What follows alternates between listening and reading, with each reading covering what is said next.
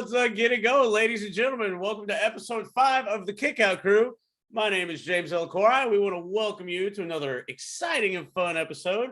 Obviously, the Kickout Crew consists of, we got Mike Whitaker, we got Brad Stanton, we got Coach Rosey, we got let's go. We got big time Mr. Two Pods, big time Bama, Adam, and once again, thank you for joining us today. Glad that we've got a bunch of positive feedback, and I think one of our downloads may be hitting triple digits. But that being said, you forgot Devyn Dowling. Huh? You forgot Devyn. I said Devyn. No, I said it No, before Adam. I loved it. Fuck Devyn.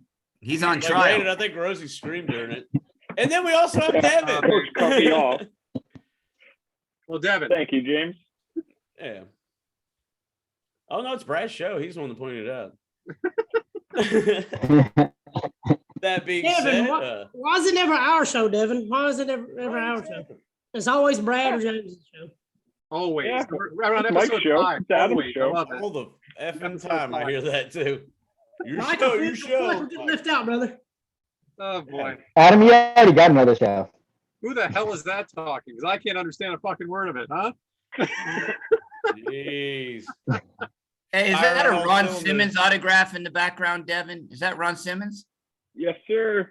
I bought my Ron Simmons to match your Ron Simmons, baby. Nice. We might as well start this shit over. I have a calendar of friends. Is that the same thing?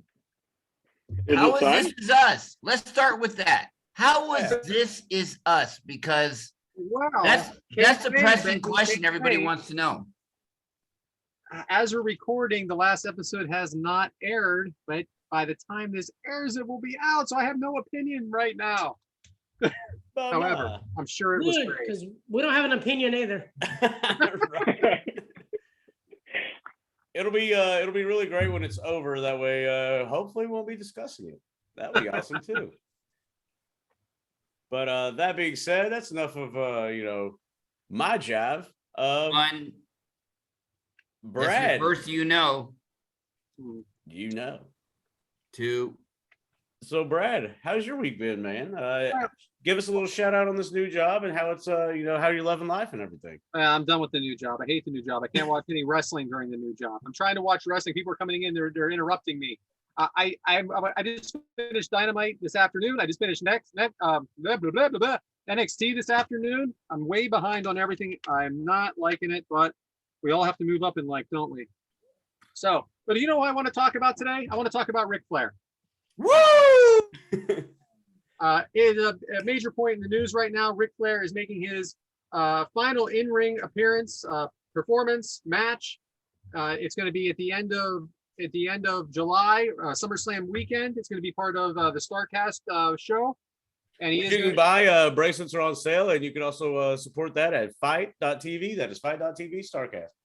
So he is 73 years old. 73 years old, and he is going to be getting back into the ring. A lot of different opinions on that. I heard one on Reffing It Up with Brian Hebner with our good pal RJ. Brian does not think it's a good idea at all. Actually, I know this is my time to talk, but I want to kick it out to every one of you. Kick out crew it to each one of you. See what I did Like there? that. I like that. And then I'm going to tell you something at the end. So, James, let's start with you. What do you think about Ric Flair making a comeback? Definitely as a wrestling fan, I would be really excited to see it for sure. As a human who also is a fan of Ric Flair, man's had some issues. We all know, especially kind of not recent, but recent enough. If you get his heart rate jumping up and him doing physical activities, I believe he does have a pacemaker. That would be something I would worry about. It is a little scary. But I mean, that's obviously being, a bad negative person. But if he goes out there and gives us one more like Nate, I mean, who wouldn't love that? That being said, the health stuff does scare me, but he really has him like he can cement his last video, his last match of his last, the video of that. If he does a good job, people will be like, Ric Flair went out like styling and profiling, baby. But it does worry me for sure. Okay. Josh, I really wanted to ask you especially, and I want you to be honest with us, Josh. I know you work for First Family Mortgage. However, what do you think of Ric Flair going back into the ring? You're muted. You're muted, Josh. First of all, I'm a competitor. He's a competitor. When it comes down to it, whether you're 17, 27, 48, or 73, you're a man. And you have that competitive streak in your soul. Somebody can tell you it's dangerous, doesn't matter. To me, he's got to accomplish this for him. He's been through a lot, health scares and whatnot. But you know what? This is for him. He's already said he doesn't need the money. He's doing this because he wants one last walk down that aisle. Jim Crockett Promotion, final time that they're out there. Ric Flair, Jim Crockett Promotion, one final time. I'm all in. I'll be there, and I can't wait to see it. I don't care who he fights. You know they're going to take care of him. If Conrad's putting this all together, he's not going to let his father-in-law take the slam on his side, the flip over the rope. Rick's going to do what he does best. He's going to chop people. He's going to talk a lot of shit. And who knows, maybe he'll become the 17-time world champ. Because without a shadow of a doubt, Ric Flair is the greatest wrestler on the face of this earth. And with a tear in my eye, July 31st, I cannot wait to see him one last time. Well, even though this was my idea, I feel like Josh was ready for that, huh? All right, Mike, Darth Vader, let's see what voice comes out. What do you think, pal? Oh man, I don't know. I'm excited to see him. I'm, of course, my shit's fucked up. I'm excited to see him as long as he does it right. If he does it right, he gets in there, maybe do a couple of damn slaps, everything else, put somebody in the figure four, do a woo, we're good to go. He ain't gonna be taking no bumps. He ain't gonna take no suplexes or that top rope thing he does, not like that. I think we'll be good. Just get him in the ring, then make the fans happy and put a show. All right. What do you think, Devyn? I'm excited to see it. It's Ric Flair. He's the greatest of all time. Walking that aisle, styling, profiling one last time. Do you By the actually enjoy rumors his that- matches, Devyn? Do you enjoy his matches? Oh yeah, I love Ric Flair. I went back and watched a lot of them. Okay. But by the rumors that I've heard, it's going to be that the Rock and Roll Express and Ricky Steamboat are also going to be involved. So I think that's exciting. Like I think let all of them have one last ride. Why not? All Like right. like Coach was saying, he's not going to go out and do his big, drops off the top rope. He's going to talk trash and chop, and that's all we want in Ric Flair. All right, Bama, in-ring performer, a retired in-ring performer, a lot younger than Ric Flair. What do you think, pal? Well, there's a guy in Tennessee by the name of Jerry Lawler that still gets in the ring from time to time, and he's about the same age.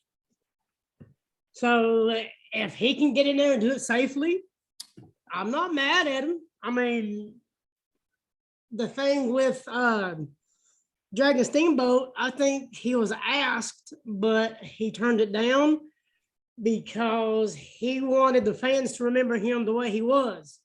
He don't want to go out and be like a shell of himself, kind of like Undertaker was talking about. And so I think he was asked, but I don't see him doing it. But I heard FTR is going to be involved also. So FTR, Rock and Roll Express, there's somebody else they said they might ask. I can't remember who it was. But if FTR is involved, Rock and Roll Express, and Ric Flair, sounds like a hell of a six-man to me. I don't care who that six person is. So And I don't mean to interrupt, but I can tell you that sixth man might be a mystery till the night of the fight. FTR, Rock and Roll Express, I think they're in. Number 6, he's been practicing with Jay Lethal. Why can't, I mean, if they're working on things, and I'm not going to say choreographing things, but he's been working with the Nature Boy. Jay Lethal, Imagine him and Ric Flair one last time on the mic, wooing each other like we saw in Impact way back in the day. That'd be a hell of an experience. But go ahead. Sorry to interrupt. You're not I'm just interrupting. passionate about Ric Flair. He is, and here's a true story for the listeners. Back when I was 12 years old, my dad had to take an extended vacation with, you know, certain black and white stripes and bars and all that.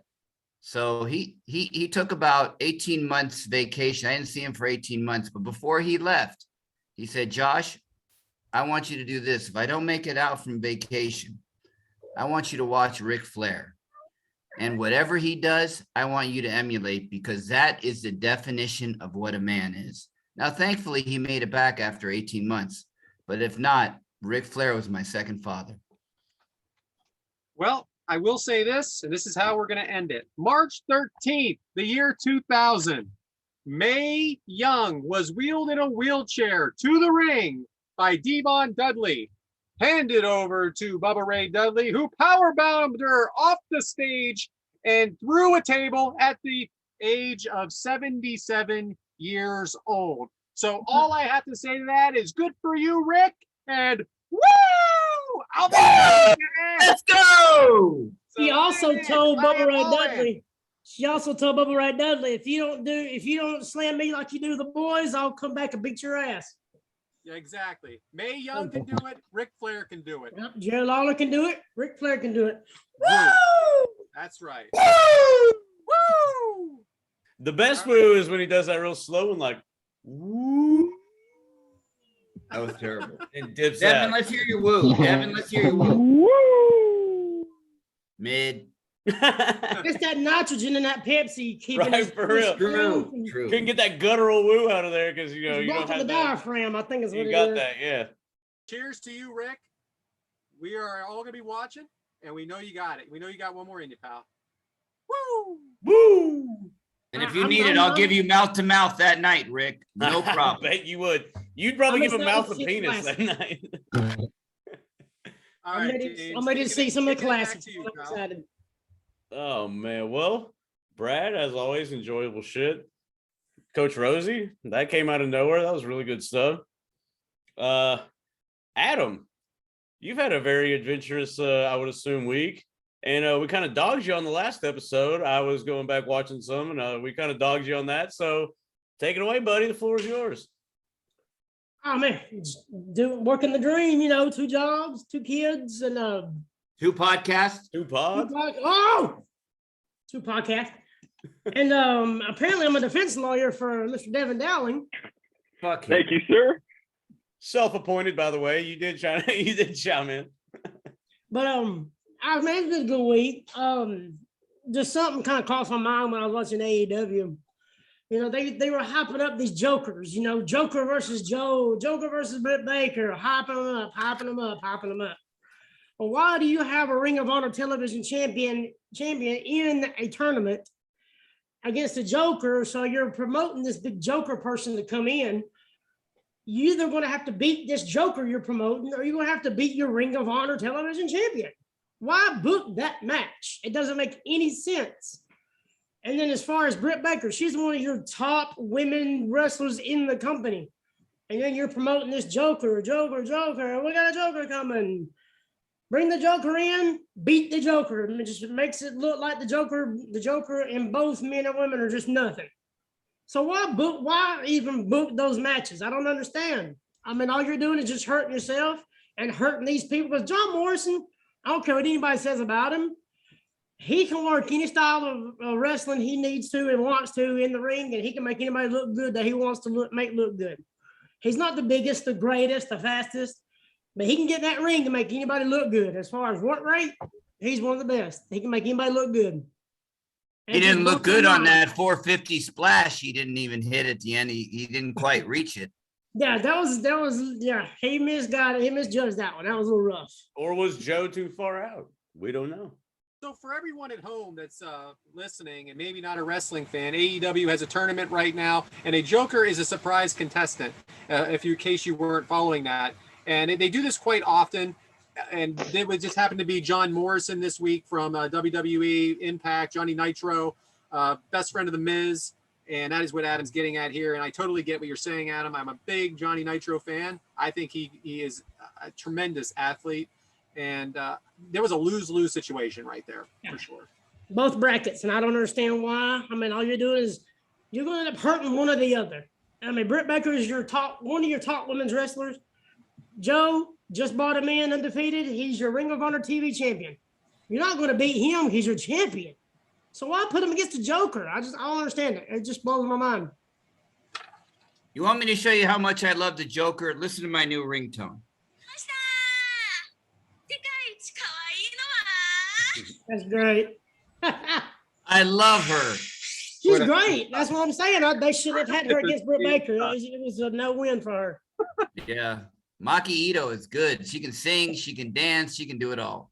I actually went back and watched the clip where it's that I think it's on a Dynamite where she walks out and she starts singing and there's all this battling like around her. I think it's a battle royale thing. Yeah. And JR's like, what is this? And Tony's like, this is the most surreal thing I've ever seen in a wrestling ring. Because she's just on the stage singing and like everybody's like getting hit with chairs, people flying all over the place. She's just singing.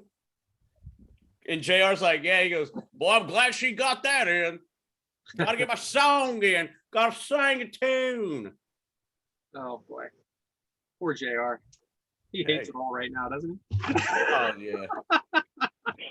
Goddamn, Connie, you see that shit on AEW we did Wednesday? I wish you'd just come out firing. What the hell was that? Man, all right, great stuff there, Adam. Kicking it back to James. I dug it. Speaking of digging it, is it match time? Oh, I think it might be. Golly, well, my goodness. You want to talk about excitement? Strap the fuck in, because these matches are fucking. If the scale goes to 5-star, my God, I'd rate these 20. They are exciting. Speaking of exciting, are we doing a little backlash? So are you saying that if these matches were in Japan, they would be 6-star matches? I would say 60-star matches. I mean, this is like a wrestling clinic. At least. AJ Styles, Bryan Danielson, look out. Because we got Almost and Bobby Lashley stealing the show. I thought it was John Lashley. I thought it was John Lashley. Wait a minute. Is it not John Lashley? That's his brother. Yeah, another mother, though. Ezekiel style. My bad. But that backlash, it's a WrestleMania backlash because, why not? What's better than the original? A terrible, terrible sequel, I guess, right? So we're talking about WrestleMania backlash of this current year. It happened on May 8th, 2002 for, future reference. It was in the Dunkin' Donuts Center in Providence, Rhode Island. I believe we had a couple top guys there. We had Frank there, and who else went? Go Pats! He went there too. Yeah, some guy. Anthony. Took his nephew, I believe. I don't know. Well, quoting that, I guess. But yeah. He was actually, all those people we named, they were part of the attendance of 8,060. Oh, 8,000. 8,000. They must not have the top bowl open for that, because that's a big arena. A lot of times they black out the top and they set up their camera so it looks full, but it's really not. An 8,000 attendance pay-per-view trips me out. But speaking of 8, the match length, thank the Lord, was 8 minutes and 50 seconds. And a lot of that was probably almost his fucking entrance, but we'll get to that later. And Meltzer gave it a 1.25 stars, which I'm really surprised. This one got over 1 star. I'm surprised it didn't get a dud, but it does have Bobby Lashley in it, but we'll talk about all that. So that's a little intro into it. And I guess, Brad, take it away, buddy. Well, first off, I want to go ahead and I want to kick it over to Mr. Pyers for a second. So, Mr. Pyers, are you there? Well, hello there, Mr. Stanton. Yes, it is Mr. Anthony Pyers here today. Yes, I was at WrestleMania Backlash and saw the wonderful Almost. Now, I am so happy to be on the Kicked Out crew this evening. However, none of you have followed me on my Twitter or commented any of my posts lately. That being said, Brad, I would actually like for you to talk about Almost. And Coach, this one's for you. Go Pats! Go fuck yourself. Oh, thank you, Mr. Pyers. That was excellent, sir. I was so happy to see you here, and I'm so glad you could actually come on our show. So, little background on this match. It starts actually before WrestleMania. WrestleMania, the return of Bobby Lashley comes out to face Omos in the ring. They set up a match for WrestleMania where Bobby Lashley does go over, which I was very surprised at. However, after WrestleMania on a Raw, he comes out to confront him again with MVP. MVP is Bobby Lashley's manager. MVP turns on Bobby Lashley and joins Omos, and that's how things go. Bobby Lashley kind of tears him up, and they kind of fight back and forth. They have an arm wrestling competition where Bobby Lashley wins. They set up the match for WrestleMania Backlash. I know that is not much of a background, but that's just kind of it. They kind of came out every week, had a little bit of a scuffle. MVP gets on the microphone. Sorry, I'm a little out of breath. It was just such a wonderful moment having Mr. Pyers here tonight. You know what I mean? It's just really, really something to have that guy here. But it wasn't like a crazy build, but I do think Bobby Lashley was a very good opponent for Omos. Omos is being built as a monster. And I'm telling you, he is a monster. And Bobby Lashley is a monster. Bobby Lashley. Yep. I was just watching something from 2006 with Bobby Lashley in it. He looks exactly the same. The guy looks exactly the same. It's been 16 years. He looks exactly the same. The guy is a beast. And face to face with Omos, like this, facing each other, he looks like Buzz Lightyear. He's built with that weird head that kind of looks like Buzz Lightyear's helmet, and he's got the big body, and he's next to this giant Woody. You know, we don't know about a giant Woody, don't we, Mike? Am I right? Anyway. Got it. So anyway, that's the lead up to the match. Now, there's a lot of different spots in this match. I definitely think that he worked like a giant. A lot of you didn't like it. I'm going to start with our in-ring professional, Adam from Bama. You watched this match, a giant versus, I guess, a smaller but wider giant. What did you think of how it went? A giant versus an almighty giant. Oh, well said. Well said. Like that. Almighty giant. I mean, who else are you going to use to make it look believable, really? I mean, Bobby Lashley has been brought up as this big, unbeatable guy. And the WrestleMania match was all right, but I like this one better. I think we talked about it in the group chat. I think everybody liked this match better than the WrestleMania match. MVP, I didn't like how much he interfered in the match. But as far as just almost, I mean, he's getting better. I mean, you're 7'3". What all can you do? I mean, you can't do no tope suicidas. Or no atomicos, whatever they're called. So all you can do is kick, punch, and choke people. So he does good at that. He chokes Lashley pretty good, I guess. But I mean, it's a big guy versus a big guy. I mean, we've seen it once, twice, 4 or 5 times. They're getting better. I think that if they have 4 or 5 more matches, it'll be good. I hope that doesn't happen, but I think it'll be good. That's tell you my problem is that we are very critical. We're very critical of it because of how the talent today is. Andre the Giant versus Hulk Hogan was not a good match. We all know that. We have said it over and over again. It's not a good match. Most of Andre's matches that I have seen, I was a little young for him when he first started, when he was a lot thinner. They weren't good matches. Why are we so, Coach, let me bring it to you because you were my era. Why are we so critical of the Giants today compared to the Giants of before? That's a good question. I would say there was nobody like Andre back then. So he was unique. Nowadays, we have guys that are 6'10", 7 foot, this and that. So the novelty of it is kind of worn off. When you saw Andre come into your town, I was lucky to see him live once in San Francisco at the Cow Palace. You were in awe. Because not only was he tall, but he was wide. I mean, he was huge. I never got the chance to shake his hand or touch him, but his hands were huge. Everything was big about him. And the wrestlers back then were a lot smaller. Nowadays, these guys are jacked up, big. I mean, and with the camera angles and all that, they make them look a lot bigger than they really are. So, Andre was a freak of nature back then and was very rare. Nowadays, big guys come a dime a dozen. But they made Andre special, though. I mean, when he come to your town, he was a special attraction. They made him this special person here. If they do the same thing to Almost, if they were just build him better, I think it wouldn't be as bad. But Andre was just that special guy because you never seen him before. And they just treated him like he was just this, I don't want to say a god, but this godlike person. When he come to your town, everybody's they just made a big deal about him. And they Almost doesn't have that right now. I mean, if he stays with it another year, 2 years, 3 years, I don't think people will be as critical about it. It's just early for him, I think, more or less than anything. I don't think we're going to see Almost in 3 or 4 years. Exactly. They won't give him a chance. Devyn, you did not grow up watching Andre the Giant. You've probably seen stuff since. Were you even alive when Andre the Giant was alive? I don't believe so. I'm Okay. not sure about that.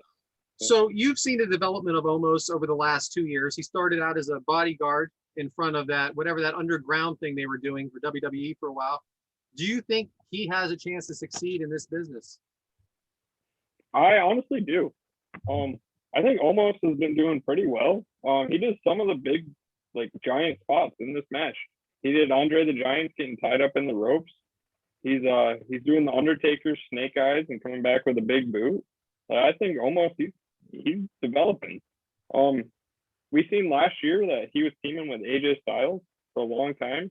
I thought their match was really good when AJ was facing Almost. I can't remember what show that was on, but I really enjoyed that match.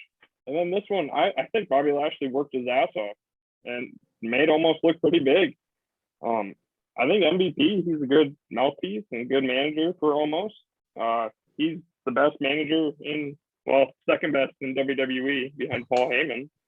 But I think that Almost could succeed. Like Adam was saying, if he has 2 or 3 more years. And I think WWE will give him it. I don't think a guy like this needs to do much.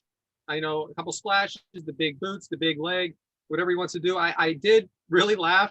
There's a spot in this match where Bobby Lashley gets behind him and he's kind of doing like a sleeper hold, like he's holding on to him. Like he's a little guy holding on to him. It was like his best Rocky 3 impression when he was getting a hold of Thunder Lips, Hulk Hogan to me, holding on to him for dear life. Hold on to there, kid. Hold on, kid. Hold on. So Mike Whitaker, let's hope that voice is back to normal by now. You have seen the Giant Gonzalez, I am sure. Do you think he can fall into that trap? Possibly, but if they book him, they got to book him right. Here's sign language in case you guys can't understand them. You're gonna upset Mike. Let's all relax before Mike. I'm having a coach moment right here with my Wi-Fi. Yeah, exactly, Coach. It's a moment of It not the first. It's a coachable moment. It depends on how they book them. I mean, and that's just the way it is. And even like with Lashley, I'm not big on Lashley either. And my question with them two going is, are they trying to build back Lashley? Or are they trying to build up Omos?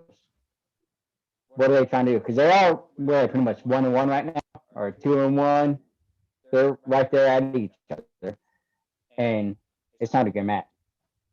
You sounded good for a second. I know. I sounded good for a second. Okay. But I mean, it depends. It depends on how they book him. If they book him right, he can do good. If they keep going the way they're going to go, he's not going to be good at all. James, you were very critical of both matches we're talking about today. What do you think Omos can do better than he's already done? What can he do as a Giant to do better to make us like his matches more? I don't think it's him. I think he's being told what to do for sure. So it's not like what can they let Omos do good? Or Omos, I think is actually how it's pronounced, and we've been butchering it the whole time. But I would say, I don't know. Well, the entrance was extremely long, and they played I believe his whole fucking song, and then just stood there, and he stood there in the ring for a while. and then the camera zooms on his face, and then it cuts to Bobby Lashley's theme, and that was not that long. Which I think, I will say though, my favorite part of the build-up, I guess, would be, and this has to deal with that, when they made the turn, as you say, it was something really subtle, but for some reason it worked. And Bobby did kind of become a face out of this whole thing, when in all reality, he really wasn't getting that much of a reaction, I guess, because his heel stuff kind of died down a little bit. But once MVP hit him, from behind, and they started stomping him out, I think that heel thing worked because the crowd did get behind Lashley when he almost went for that suplex. The crowd like started to go ape shit, and of course, the Giant beat it down, but he did fall on his back on that match too. And then his almost his eyes got really big and all that. So I think little subtleties like that's going to help him a lot. Facials and selling and reacting to certain different body parts, because they're going to book him like he's going to walk out here, squash somebody, and leave.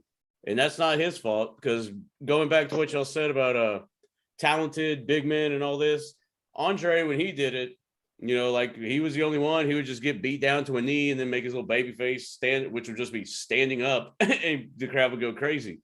But now that we have all this flippy flop bullshit all the time, you can't watch a Giant match like that, because you're gonna be like, oh, this sucks, it's boring, which is kind of sort of what we all did in a sense.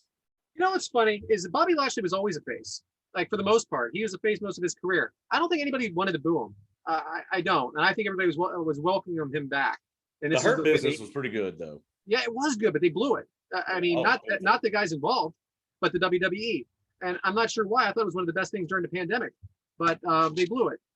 So anyway, I thought that I'm telling you, I picked this match this week, and it was mostly because of the Giant thing, and it was very recent. But I thought it worked. Well, Now, in the arms in the rope, that is Andre-esque too. I mean, when they did that spot, but the finish was trash. That's Terrible. it is, and but I thought the match worked. I thought Omos looked. He got his win, which was really big. I thought that was really important, because if he lost 2 in a row, it made no sense to me. Did he get his win? Well, Because that's another thing that kind of upset me. If you're trying to make this dude, don't have it finish on an interference from a MVP and he just pins him. Like, there was no offensive move. It was just, oh, Lashley's out, I'm going to pin him. There was no pickup power slam. There's no bullshit like that. So you're telling me, oh, Omos couldn't beat him, but hold on, he gets bumped in the back of the head. Now all of a sudden, done. Dana, what do you I got a quick question for you. When Bobby Heenan was with Andre the Giant, how often did Bobby Heenan interfere in the match to help Andre? I don't remember. Never. Never. I don't think he ever really did interfere. I don't think, because like you said, they booked him like an attraction. So yeah, Bobby never really had the bullshit. James made a damn good point. Almost should be able to beat this man by himself. He shouldn't need MVP hitting him with a cane, doing this and that and everything for him. I didn't think of it that way till you mentioned that. That's a damn good point. Yeah. So let's bring this full circle then, because you're right. And what's funny is, if you think about Bobby Lashley, even when he was with MVP, he rarely did get that interference because he didn't want it. There was actually several episodes and several pay-per-views where he yelled at them saying, I don't need it, which really was confusing as what the character he was playing. So you can't talk about this match and not talk about the match that happened on Raw a few days, I guess it was a week ago, where they were in the steel cage. And now bringing it, like I said, full circle, you're saying, why does he need the help? And immediately in this Raw match, Cedric Alexander is attacking Bobby Lashley from the very beginning. They're not even letting the guy barely get into the cage.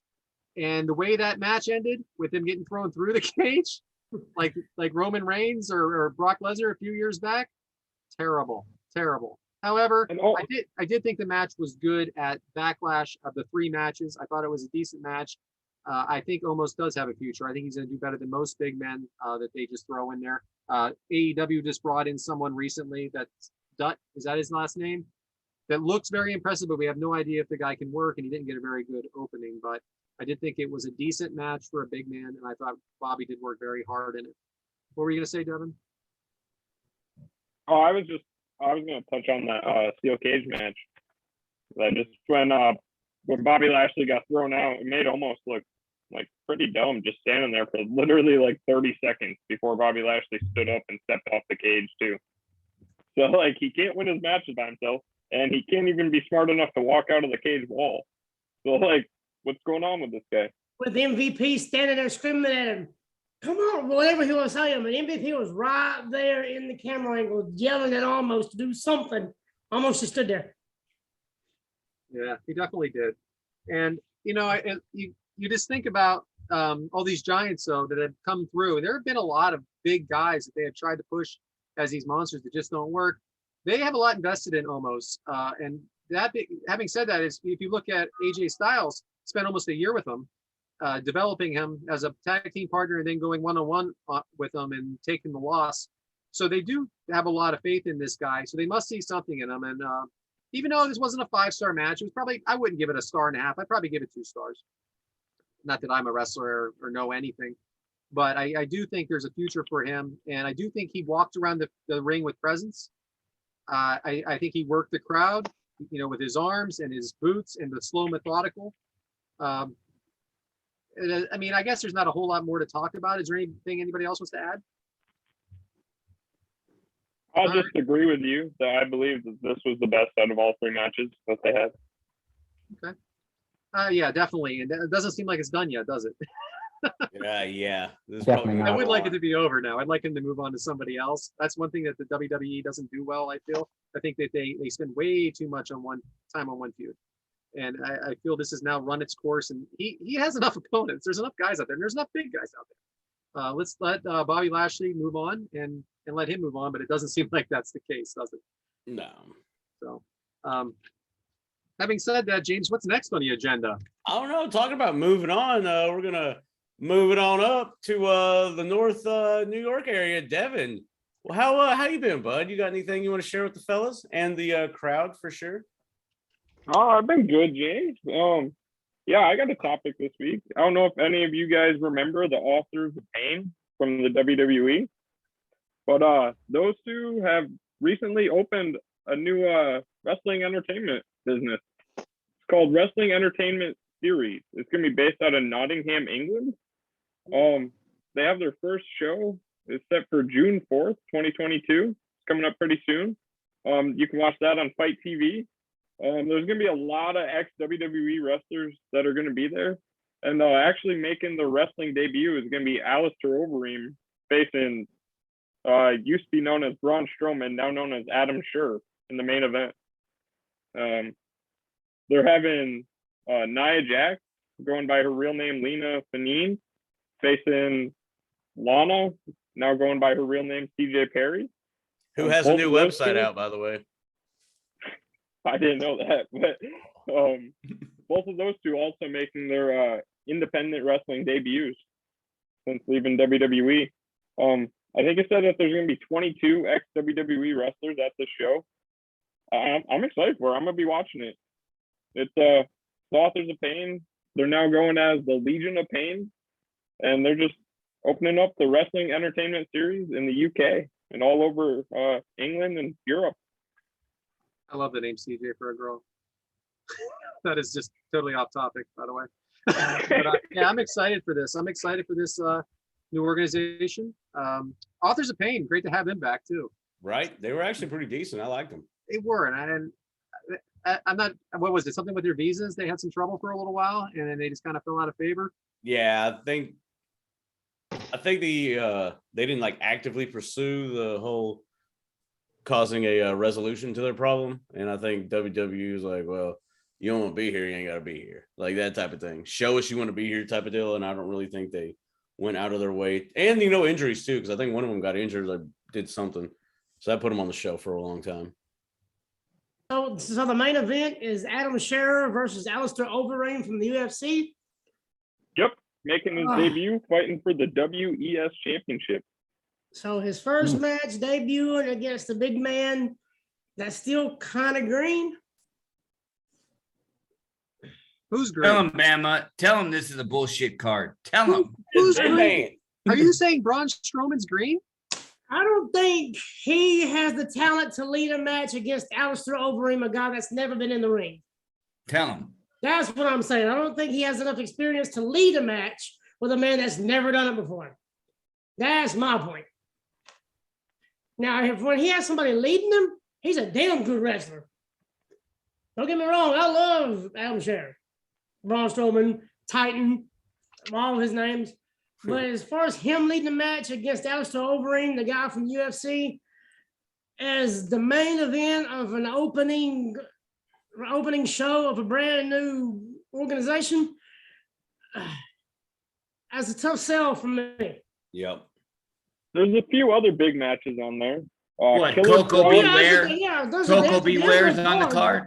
It's a damn good card. I looked at the card. It's a damn good card. I just don't Yeah, think that should be the main Killer event Cross versus- yet. Callisto versus Bronson Reed. I think that's gonna be a hell of a triple threat match. Madison Rain and Tanel Dashwood versus I like Deonna it. Purrazzo and Chelsea Green. It is. I like that. OnlyFans. I do like her. She didn't show up at the freaking thing I went to at the ECW arena. I was so pissed off. She was scheduled to be there. I was looking everywhere for her. Bathrooms and all. Nothing. With Chelsea? No, Madison Rain. I like Madison Oh. Rain. I don't know what it is about her. I like her. I just think there's a better option of a main event than them two guys. But I mean, as far as everybody else, it's gonna be a damn good card. I mean, I You know what? remember seeing it. It's box Adam, office. Adam, what would you book as the main event for that card? Who else was it, Devin? Give me the card one more time. There's a lot of matches. Dirty Dango versus No Way Jose, Mike Bennett Oh, versus Oni shit. Lorcan, Mojo Raleigh versus Lince Dorado, Terrible. Authors of Pain, now going by Legion of Pain with Paul Ellering versus the Forgotten Sons, Killer Cross versus Callisto versus Bronson Reed, Madison Rain and Tanel Dashwood versus Deonna Purrazzo and Chelsea Green, CJ Perry versus Lena Fanine, formerly known as Nia Jax, and then that main event, Adam The women- Scherr versus Alistair Overeem. Either the women's tag match or the triple threat with Killer Cross. One of them I think should be the main event. Okay, so here's my Yours. question. Is Nia Jackson put CJ Green or whatever her name is now through another table? That's what I was about to say. We're sleeping on that. That is ironic. They're facing each other on a fucking indie show. Amazing. I Yeah. forget. And last time they were on screen together, yeah, last time they were on screen together, she went through a table. I wonder if the crowd's gonna be like, "Move the tables." Move We the don't want tables. Now, Devin, have you thought about if this UFC fighter was really the deal, he would be fighting in the US? Or do you think like he kind of sucks and that's why he's in Nottingham, England? I thought he was a hell of a UFC fighter. I mean, honestly, I don't know. He Maybe failed a he drug just- test. BFB. He failed a drug test. I think that's what got him. Oh, I think he was supposed to go against Brock Lesnar or somebody, and he failed a drug test. Mm. And I just think his name just never recovered from that failure. dumbass. My attorney Adam coming in handy already. I got you, brother. Got you. Gross. Hey guys, I got something real quick, okay? Go for it, Brad. It's your show. Yeah. So there was a quote on Twitter the other day from a good friend of ours. Hating on a strong woman with bodies are built not a feminine norm is not cool with me. It got me thinking. Women, I don't know. He had a little run in Happy there. birthday. Yeah, it's a Yeah, it's my birthday. son's birthday. Yeah, he just walked in and gave him a kiss. So a couple weeks ago, we did an F, Marry, Kill on a few women. They were called the AEW baddies. The AEW baddies are what would be considered the feminine norm, if you know what I mean. But most women, all women, are beautiful in their own way. And I find beauty in all women, all shapes and sizes. So for me to do something like that, maybe it was a little insensitive. So I would also like to talk about FM. We were going to FMKs for women of all shapes and sizes because there's beauty in all of them. So I would like to throw an FMK out there for plus size female wrestlers. Guys, game? I'd love Yeah, it. let's do it. Hey, that's true equal rights right there too. As long as they have a Y chromosome, I'm good. Listen, my wife may not be that shape and size right now, but I have dated many of those shapes and sizes, and she knows I'm into it too. So there's that. There you go. I like my Do we women. know what you're into? So anyway, so we're gonna go with F, Marry, Kill this week, guys. Piper Niven, also known as Dewdrop, Nikita Lyons and Nia Jax. Oh, I know my answers, but we're gonna go ahead. okay. And mine too, we buddy. always kick it to Devyn first because I love his face. All right. I'll who are the three again? Dewdrop, Nikita Lyons, Please, let's and call her Nia Piper Jax. Niven. Nia This Jax, Dewdrop yeah. thing ain't working for me. Piper Niven, but yes, Dewdrop. Piper Niven. All right. I give her the dewdrop. Go with, I guess I'll marry Nikita because she's closest to my age. So we'll go with that. I'm gonna go with I'm gonna fuck Nia. I've had a thing for her for the past couple years. I don't know. And sorry, Piper, you're gonna have to be the odd woman out here. All right. How So we why doing? is she the odd woman out? Because Just I not your chose to type? marry Nikita. Yeah. No, I mean, I think honestly Piper has a pretty face. But, yeah, she's All just the third. Oh, Adam, I hey, know you're ready. You're ready here, buddy. Why don't we just do it, man? Tell me what you want. Oh, Mary Nikita, F Naya, and I'm just not familiar with Dewdrop. She's beautiful. Hey, she can jump in the F for me. I don't care. But just out of process of elimination, just because I just like Nikita Lyons, because damn, that's all I can say.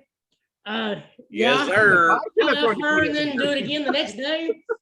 And when she gets tired, hey, Nia Jax or Dewdrop, I don't care. Marry me. They're All all right, beautiful to me. What do you got, Mike? Let's see. I'll marry Nia Jax because I think she has a hot little face. Everything else, she's pretty good looking. So let's marry Nia, fuck Nikita, and I'll kill Dewdrop. All right, I got to step in. I got to step in here because Dewdrop all of getting you on killed love, Dewdrop. man. You've all killed Dewdrop so far. I'm going to go ahead. We're going to go to you and James. We're going to go to you and Coach in a second here, but I'm going to go ahead and get mine because I am going to marry Nikita. Fine, I'm going to marry Nikita. I'm going to take care of that every chance I get. Heard I'm that. gonna kill Nia Jax, and I think Nia Jax is one of the most. I think she is drama. I don't know if you guys ever watched the Divas show or whatever it was. Of course you haven't. I have because I like to I watch have. it. But anyway, she was drama on there the whole time, and I thought Drew. I'm all over it with Dewdrop, all over it. I like the skin type shit. Forget the pretty face. I was into all of it. So that's me. I give it Okay. Dewdrop, Piper Niven love. So go ahead, James. I feel like you're ready to. Man. You already. So you're saying you're dewdrop? Is that what you're Oh, saying? yeah. I sent her a letter. She didn't respond. Oh my goodness. He'll give her the D Wonder drop. why. What are you talking about? Probably made a fucking FBI list with that letter. That being said, I am killing Nia Jax, but only because she used to be a cheerleader for the Redskins. Straight up. And she injures people in the ring. So I don't want to be like, hey girl, let's go to bed. And then next thing you know, I got a broken arm or something from a botch. Boom. Obviously, I think we all are marrying Nikki, the Lions, and I think that kind of sort of speaks for itself, I guess. But Dewdrop, what up, girl? I'm effing Dewdrop all day. What's happening? And she's like, she has an accent and stuff, right? Yeah, I like it. British, There you right? go. Oh, good point. Oh, Right? what? Hey, I mean, that's a good What point. we're really beating around the bush here is Yeah, you don't we want to beat all her around know that bush. we all know what plus size women are good at. Oh boy. Oh, James has changed my mind. Yeah. Plus Swap size women are Dewdrop good at and taking Nia. care of you. They love you. Good point. Plus size women will treat you good. Sometimes the hotter type of woman is always looking for the next best thing, So just There's so everybody always a knows, better muscle up hunk that comes around and will steal your bitch. if you're not but- watching on YouTube, he used quotes around hotter type women, as in he doesn't mean that. He means the Yeah. norm of society. Oh, yeah, exactly. These hot women that you want to be with so bad. Well, guess what? They're looking for hot dudes to be with, and some swinging dick's gonna walk by and be like, "Hey, girl, I gotta do the fuckboy central." Like, oh my god, he drives a Porsche. When in reality, it's probably a rental. But that being said, bigger women actually take care of you. They love you. They make sure you're taken care of. Obviously, it's a reciprocal thing, but they'll cook good for you. They care about you. It's not just they're not chasing clout when they're with you. They're with you to build a relationship. So that's a good thing about bigger women. Nothing wrong with a little cushion behind that pushing. If you Hey, know, man. Gotta be. right. I'm pushing 3 bills, so you gotta have some cushion for this pushing. You know, I'm pushing half. big a old bill. boy. If I get on top, I'm crushing those supermodels for sure. All right, coach. Well, I see Coach looking around. Coach, you okay to answer this question? Yeah. You better watch it, buddy. All I know is Nia Jax is hot. I've always loved Nia Jax. And because of Total Divas, that's the girl I want to marry because she is all the way live 24/7. She wants to go out. She wants to party. She wants to get down. She seems like the kind of chick that might invite a couple people into the bedroom. I'm not interested in 3 girls telling me I don't know what I'm doing. Well, I know what I'm doing, Brad. I know what I'm doing. So I don't think that's going to be an issue. So I'm going to marry Nia. And Nikita, I don't know you well enough, but I know Dewdrop's a little older, a little more experienced. So she's the one I'm going to F. And Nikita, I cannot marry or bang a girl named after one of my childhood heroes, Nikita Koloff. Can't do it. So she's got to go. So I'm going with marry Nia. Dewdrop, I'm going to give you every drop of my love for one night. But then Nikita, you're done. Coach, you hit me in the feels, man. You hit me in the There you go. All right, but guess The way what? your synapses fire, Coach, always intrigues me. So sorry, guys, that's not it. Now it's the gentleman. Oh, All right, but we're gonna do this a Bring it on. little different Bring it this week. on. This is gonna be super. James, and James. You're Big not- guys. Oh, well, give big guys some love. What's up? Actually, it is big guys, but it's one big guy with 3 personas. We're gonna go with the 3 faces of Foley. We're gonna go with Dude Love, Cactus Jack, and Mankind. Devyn, what do you got? I love me some dude love. That's who I'm marrying. So easily. And then, quickly said. I cannot wait. Never mind. I'm clipping the shit out of that.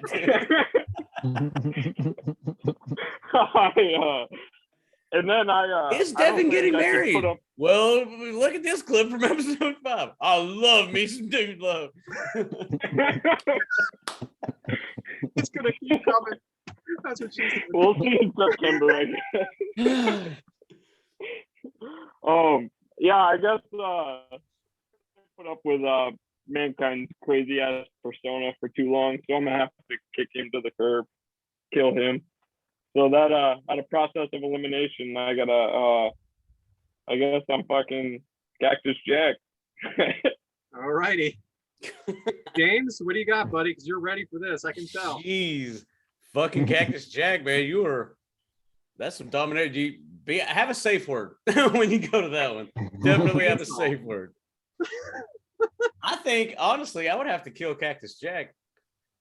Wait a minute. Hold on. Let me think about this.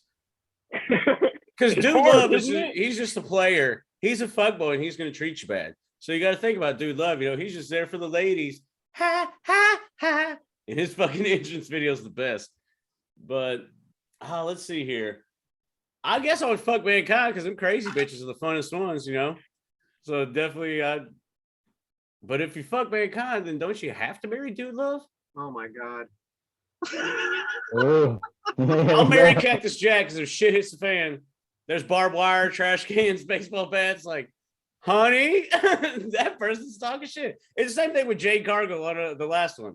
Whoever's defending me, that's the one I'm getting with.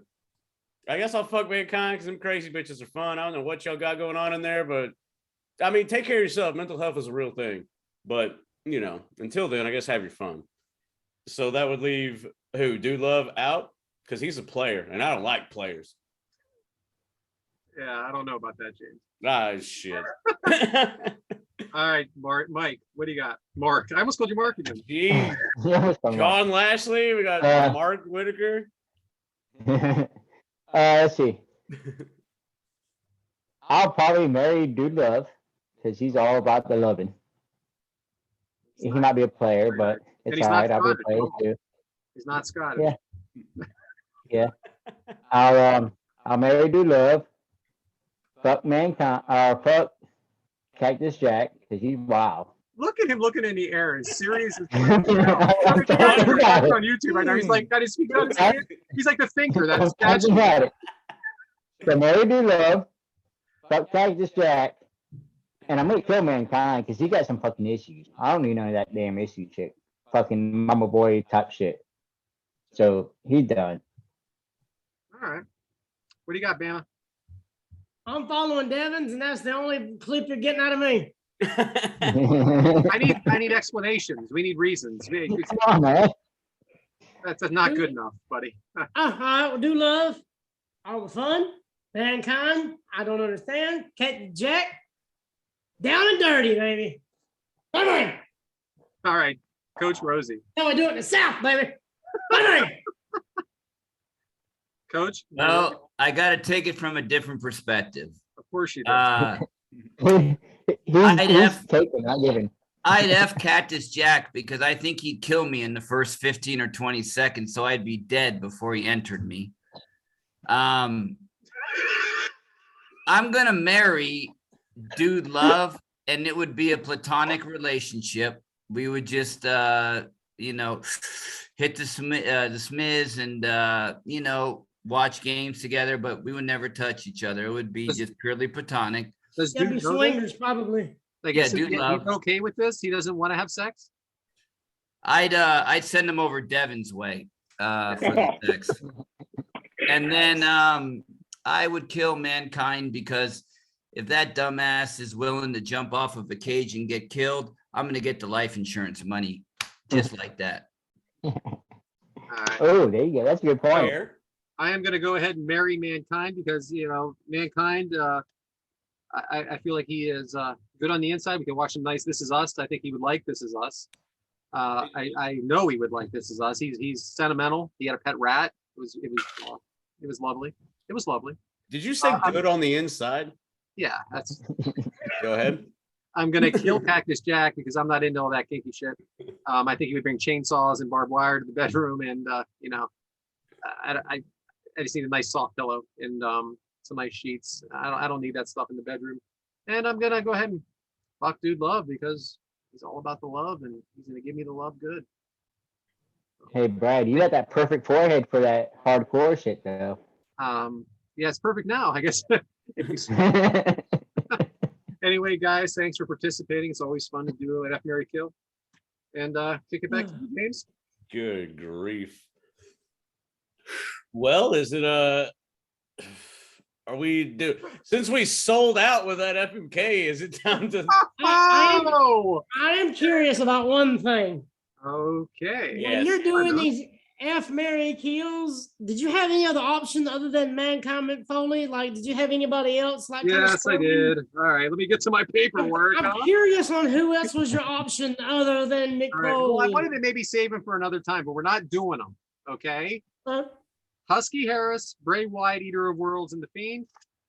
Oh, good. Matt Hardy, Big Money Matt, and Matt Hardy as in with the Hardy Boys, Big Money Matt, and Broken Matt Hardy. So what I did was different personas for each, but very good that you knew I did that, Adam. I guess we're getting to know each other, pal. There it is. That worked. That's good, though. But I almost didn't want to give it away because you never know. Down the road, episode 15. Who cares? Who knows? Yeah, they won't remember. They're not listening. See, when we say crew, we mean kick out crew. Because look at us bonding over. Yeah, I'm not even going to finish that statement. We really bonded when we started talking about who we're going to fuck, marry, and kill.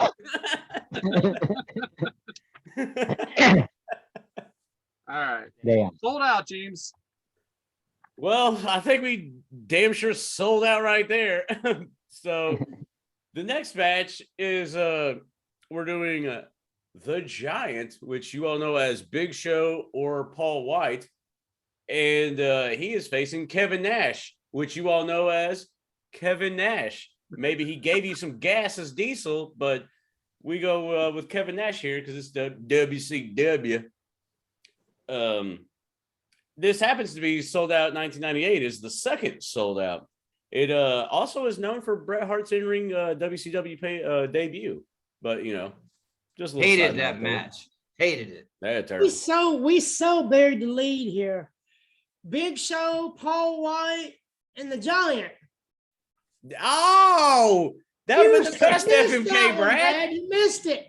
I don't pretend to be smart. It goes with the big man theme and everything. Exactly. I'll be damned. Well, We where the fuck totally were you? missed it. Where were you? I mean, I have my phone open all week. You can text me. You can freaking help me out. This is your gimmick. I'm the lawyer here. Right. Your gimmick. Hey, listen, it's my gimmick, but you can feed me the gimmick. So hey, All right. we're gonna F- rewind. FMQ. It was Andre's son we're talking about here, so we're gonna rewind that gimmick to January 24th, 1998, in the Hera Arena. I really should have looked up the pronunciation of that. I don't know if it's Hara. No, Hera. it's both. It's that one. That one. Okay. Whichever one is in Dayton, Ohio. That's a great. But not anymore because it's closed in 2016. But in Dayton, Ohio, and surprising, another highly attended pay-per-view. It was 5,486 people. So if you total both of the pay-per-view matches attendance, we're looking rough right now. But 5,486 people. I don't know the paper amount of that. Like has who paid and who didn't. The match length, thank God, was 10 minutes and 47 seconds. Surprisingly enough, though, this pay-per-view did one of WCW's best at 380,000 buys. And if you want to know, the true story of this, well, Meltzer gave it 3/4 star. So it's a doozy. That being Okay. said, the hell of an entrance right there. Hell of a match too. Brad, my God, I can't wait to talk about this one.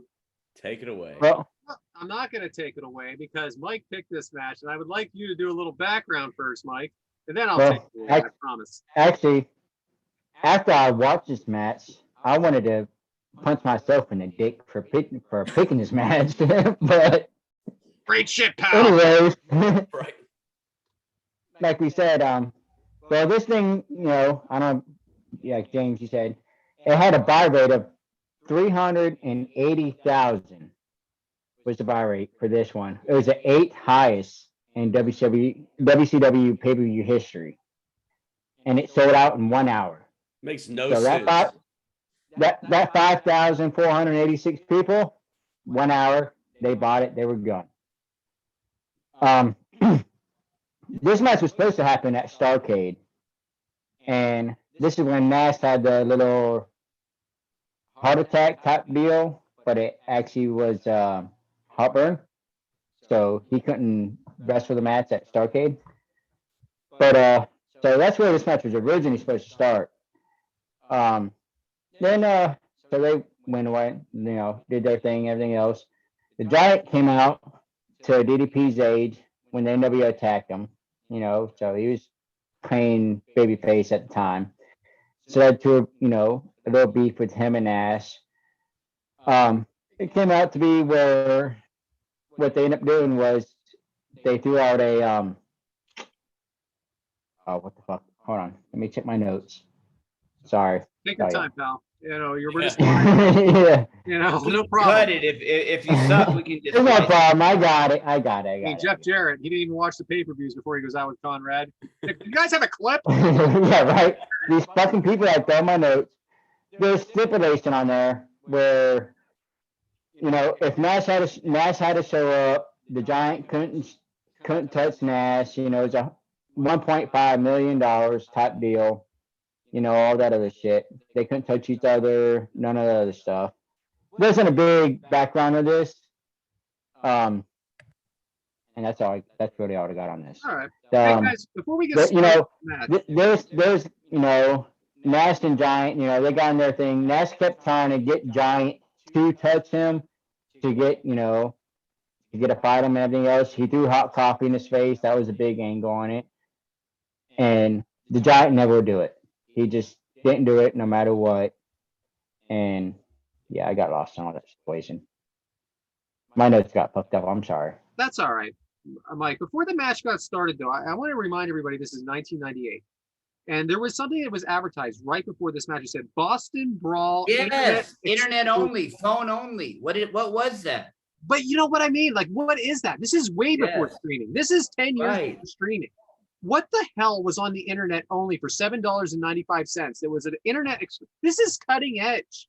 That's what I'm saying. This is cutting edge. I don't know what it was. I think it was audio only, I believe. But I believe it can't was you wait. log on a website and you hear audio of the You house sure show. about that? Because I'm going to ask I'm not Eric. 100% sure, but I do remember Tony saying that they tried some type of internet only thing and it was audio only of the matches. You just heard the commentary. Oh, well, I was going to ask Eric next time because that's Yeah, you it's probably should. his idea. And I completely forgot, if anything, because this is like, I remember watching in 2008. I remember like getting Netflix in the mail still. I believe Like Mark DVD. Madden commented. I'm gonna text Eric right Oh, you now. know, you big freaking show off. I'm gonna I'm text gonna Eric. Yeah, look at that. Was this, I'm gonna text my best Boston- friend Eric Bischoff. You know what? I'm Do gonna it. freaking Bill Clinton. Let's do it live on air, Coach. What the hell? I'm man? gonna try, yeah, I'm I gonna want hit to him up say right now. Mark Madden commented or commentated on it was what it was. I think. All right, but so anyway, we have two big men here, two very, very big men. One looks less than the other, but he's still 7 feet tall. And the Giant is just starting out here. He's in his early 20s, I believe, and he looks way older than that, but he does look like a beast. Now, what I really noticed at first was that the Giant came out to no music. Yep. Who's that, Oh, I Justin? noticed that too. Yeah. Yeah, that was dumb. But did he really do that, or was that a WWE thing? What's that? Mhm. I said, did he really not come out to no music, or was that just He came out to WWE no Network? music in that pay-per-view, and I think that was because Andre the Giant never came out to music either. True. Okay. And I thought, was he still playing his son at the time here? He was No. the Giant.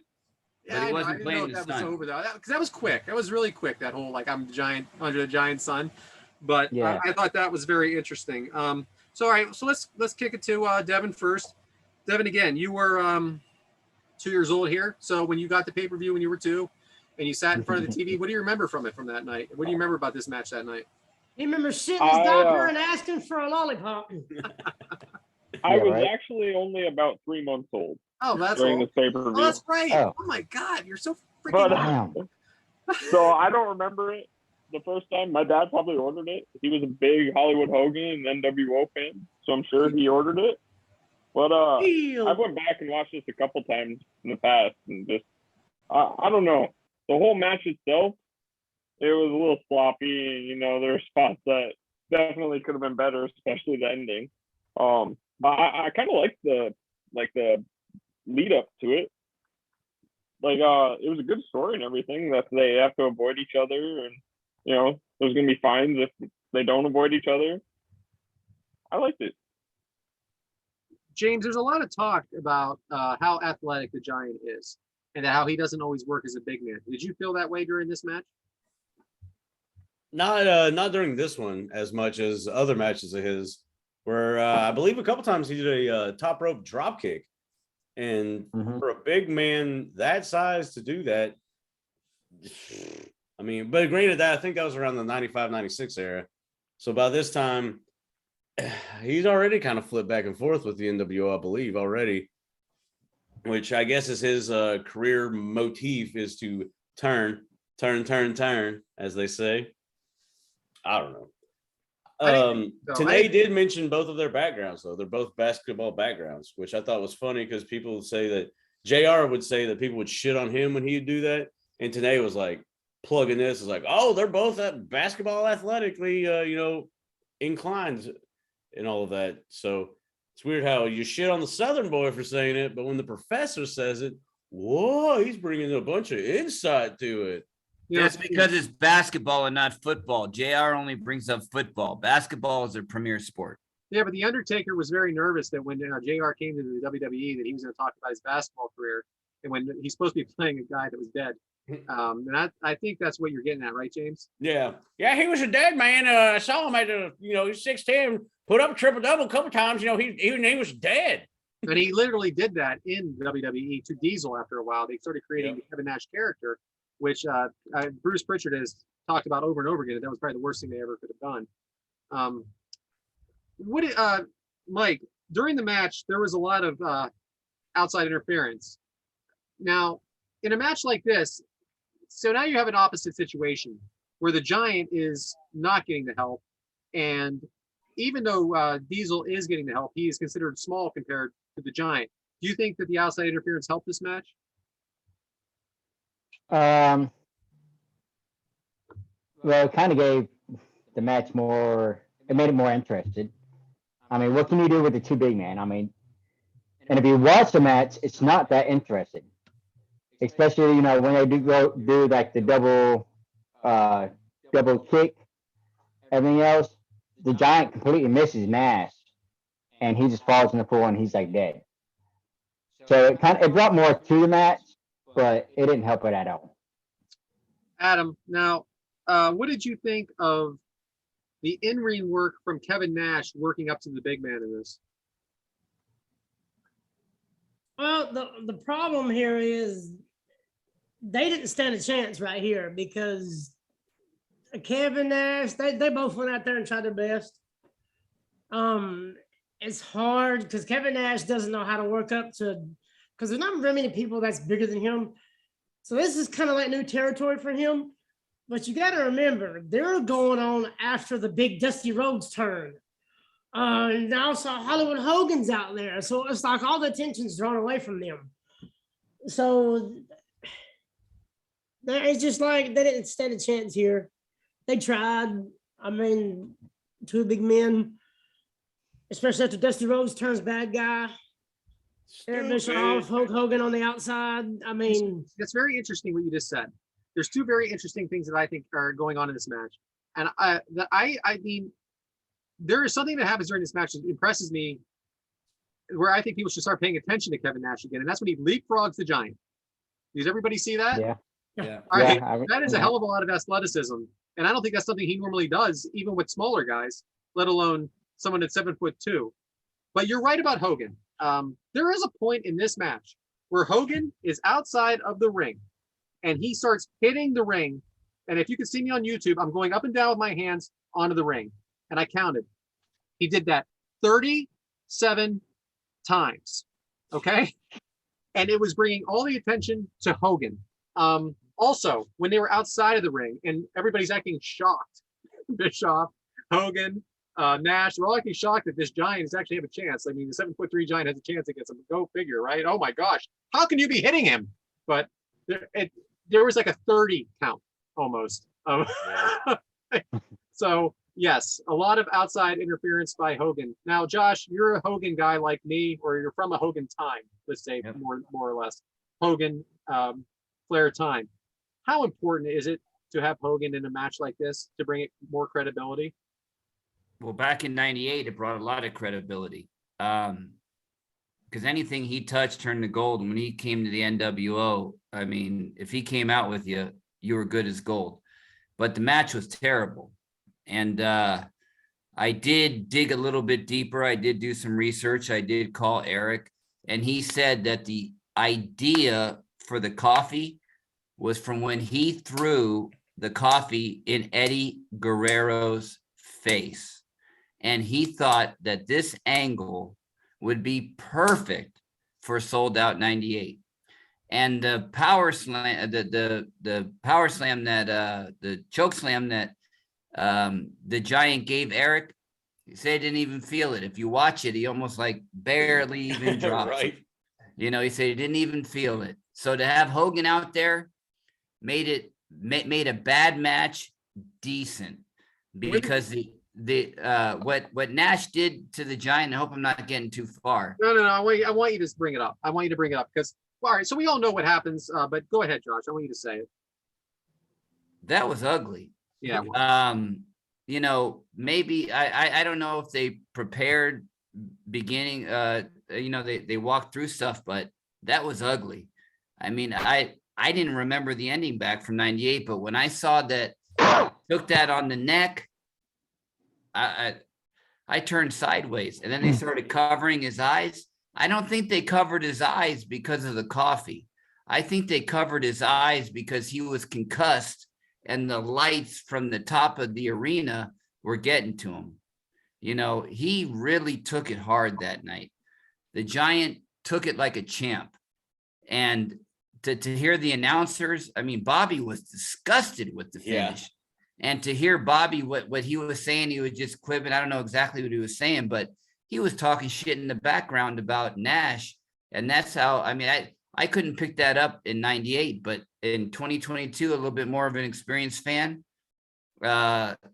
It wasn't a good look on Kevin Nash in that finish. I don't know if it was Kevin Nash's fault or if he was told to do it. Oh, no, it was 100% his fault. He held on too long. If you'll go back Okay. and watch it, when he lifts the Giant up, he holds him too long and actually brings him back down while he's still holding him, because the Giant did everything he could to lean forward.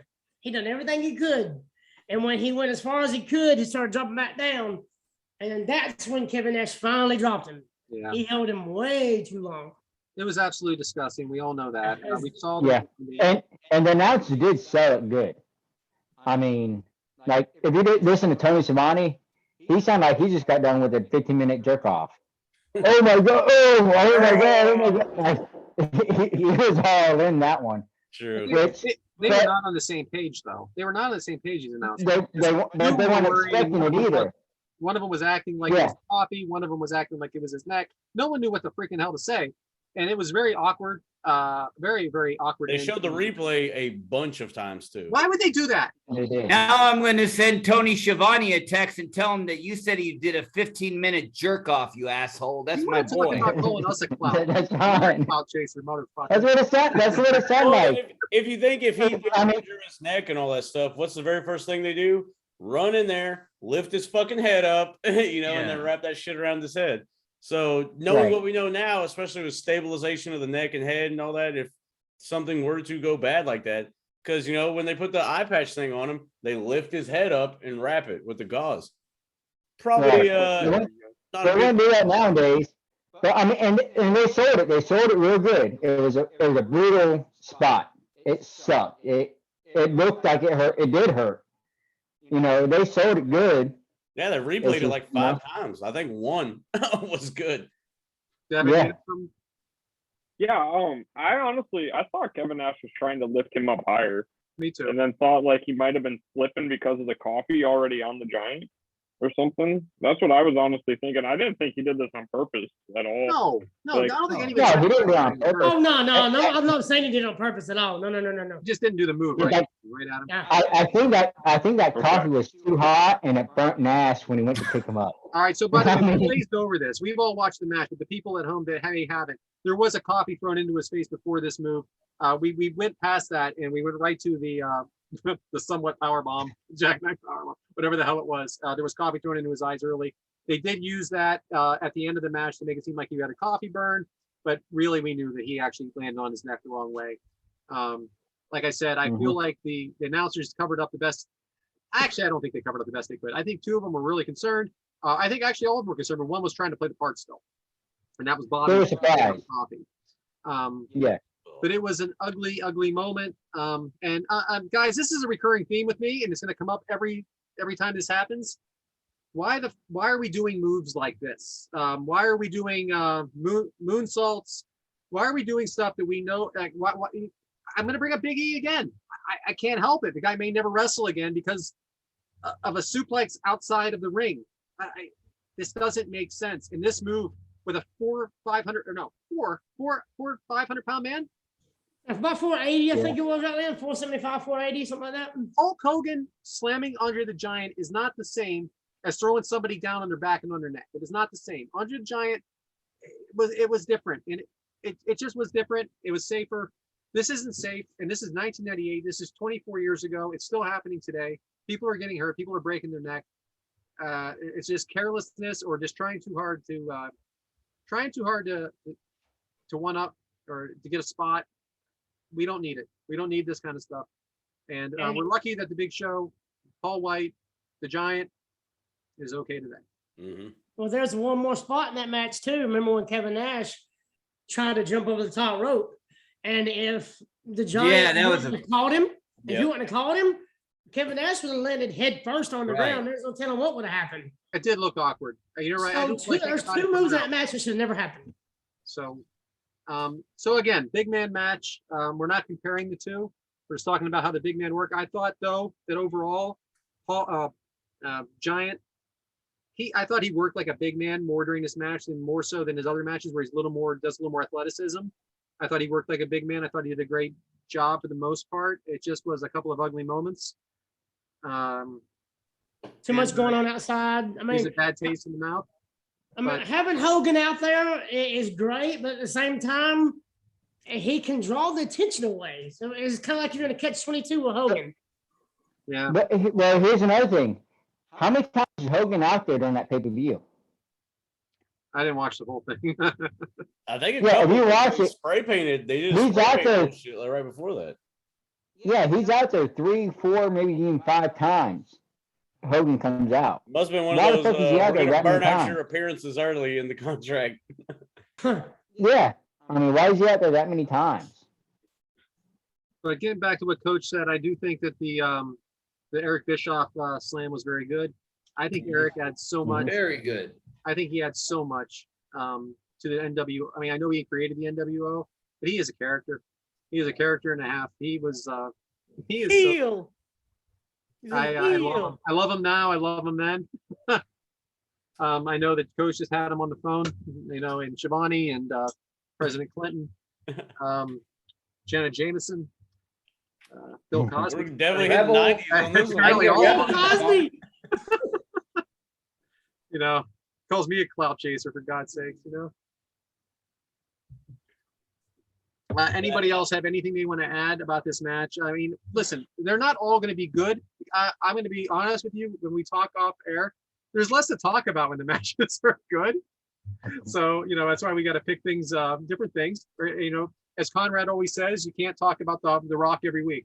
So, I mean, honestly, if you would have took the power bomb out and then that little dive over the top rope out, it wouldn't have been a bad match. And all the extra outside stuff, if it had been just Nash versus Giant, I think it would have been a better match without them two moves. It'd have been pretty decent. I do love the NWO music. Yeah. Bam, bam, bam, bam. Life. Still triggers me. And It's W. my red and yellow hero, and they turn him a black and white heel. I can't. Man. So, So, Fucking I- Eric. I don't have anything else on this. Fucking James, Eric. I'm going to go ahead and kick it back to you, my friend. And I don't know what's next. I have no idea. It was good. Yeah, I think we we're got That's because you're not the host. I'm not the host. I'm the Boom. guy that won't shut the hell up. It's your show, Devin. I mean, I don't know who's doing Yeah, show. right? I don't know. Whoever show it is. Yeah, it's we our got show. Devyn's thing, don't we? We're a crew. We didn't say the kick out one. We said the kick out crew Hell yeah. because we're a crew. That being said, I would like to elaborate on a couple things that we haven't really talked about much. We have said that the kick out crew, what it kind of means, like, oh, you kick out it too, like when life pins you down. But we haven't really expanded on that because I believe we've all endured a lot of fucking hardships in our life. And, you know, I know life shovels shit on me 99% of the time, it feels like. But I mean, I'm still here and I'm still smiling. And, you know, I will never lay down for the 3 count. I don't have it in me. I mean, if I were to give up on life, would I be able to grace you with this presence? I mean, what are we talking about here? There's always something better. Yes, life could be, it could be worse, James. I hate hearing that stupid shit. It can be better too, you know? And you got to work at it sometimes. You got to fucking give yourself. Like this. 2 years ago, if you had told me I'd be part of this, I'd have told you you're fucking stupid. I used to come home depressed as fuck, sit on my couch, and to listen to Tony and Conrad because it was the only thing that would cheer me up. Now, I jumping on this with these guys right here, it gives me purpose. It gives me something to look forward to. Yeah, I have no fucking clue what I'm doing most of the time editing this shit, but boy, fucking howdy, I love doing it. Like it's intriguing, it's fun, it keeps my brain working, and it gives me something to give back to y'all. If I were to fucking shit the bed on editing all this stuff, then I piss off 5 people immediately, and all of our fans, and even some of our haters. Because once again, you're gonna see this smile, and I know the haters watch, and I know they listen because I've seen the statistics. So thank you. There's plenty more to come. That being said, I don't think we've told the audience what we really mean by the kickout crew. And it's not like a wrestling pun. It's shit we deal with every day. We will never give up, and you shouldn't either, because life is worth living. You only get one of them, you know? 2 if you're lucky. Maybe if you're a Jarrett, you get like 9, I think. But it's life, there's a lot to life. There's a lot going on, especially in all of our lives. We got a lot of positive shit going on. Hell, Bama's on 2 pods. He's famous as fuck. Brad's got a graduation coming up. Coach Rosey's got a graduation coming up. His kid just turned 16. Devyn's getting married. Mike just bought a fucking house. I mean, we're all doing shit, you know? You know why we're doing that shit? Because we didn't give up. Because we fucking kicked out at 2. Tell him. That's all I got Damn to right. say on that. I don't think we've elaborated enough on the real reason of, hey, we're doing this podcast for us. We love it. We're doing this podcast for, you know, people to enjoy, but it's your podcast also. It's not, there's not a host. There's not even a crew. It's for us to enjoy, everybody to get down on, and people have a fucking good time. You need an escape? It's what the fuck we're here for. We're here That's to have right. a good time. Well said. Thank you for that, James. Yeah, had to. That being said, is it meat time? And we're gonna run out of meat. Meat time. Okay. Well, I can do this. Oh, you mean Mike's meat what- time? Okay, Oh, my bad, yes. my bad. Who My bad. am I to? My Totally apologies. misunderstood that. My We bad. are going to Mike's Meat Minute, the most Totally misunderstood exciting that. part of our podcast. Gets a lot of feedback too. So, who am I to judge you? It's us, James's Meat Minute. So, Mike, motherfucking, take it away, buddy. I'll take it away. This, you know what? I'm gonna do a pulled pork. This is something I like to do. WrestleMania pay-per-views or WrestleMania, any kind of WWE pay-per-view, AEW pay-per-view. Do a big old pork butt, pork shoulder, whatever you have here. What you want to do, you got to get your rub. With your rub, you need a half a cup of brown sugar, 1 tablespoon of salt, 1 tablespoon of black pepper, 2 tablespoons of paprika. You need 3 teaspoons of garlic powder, sorry.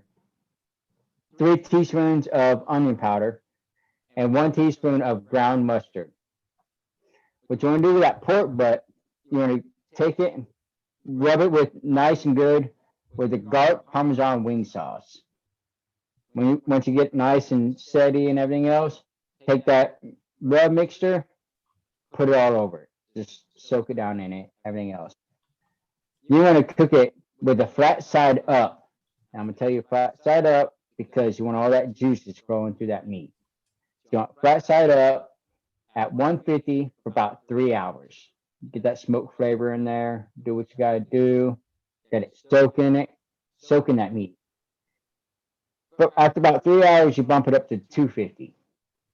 Once that pork butt gets up to about 160, take it off that grill, wrap it up in aluminum foil, put a towel around it, and you want to stick it in a cooler. Let it sit in that cooler for about 45 minutes to an hour. After that hour, you take it out, put it on your plate, and you can pull that shit apart with your fingertips. And there you right there, add a little bit of JR's barbecue sauce. Perfect, little pulled pork sandwich. Ah, cheap plug, brother. little sassafras. Well, I'll tell you, Mike, it goes good on everything. I mean, that's why it's called all-purpose seasoning, because you can use it all purpose. Perfect. If you're gonna pull your pork, use JR's barbecue sauce. I You did got mine dry during rub on your WrestleMania. meat. Well, God, by God, use JR's dry rub on that meat. That's right. I did mine during WrestleMania.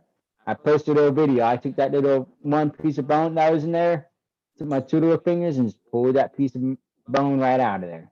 That's how it comes out. Oh, JR's boy. barbecue sauce make your meat taste the best. It does. Don't forget that all-purpose seasoning. Hot, Yep. moist, and All-purpose. juicy. And one day the Red Hot, JR's Red Hot, whatever, will get out. I think it's only been a year and a half now. Little red ass JR sauce. We've only been waiting 2 years for his hot sauce, but He it'll come out wants to bring eventually. it up every chance he gets, though. He really does. He loves when you bring up stuff that he can't control. Mhm. James, we almost forgot something, pal. We did. What did we forget, Brad? Are you questioning me? Listener questions. Are you questioning me about our questionable question behavior? Now I Which we understand why have, my I questions guess, are get doing lost. 2 episodes in a row. So let's talk about Money Mike.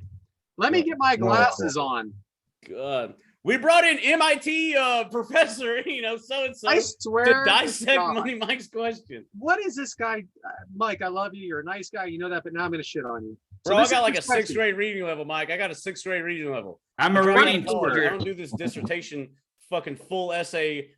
Please cite Word. specific examples. Word for word. What?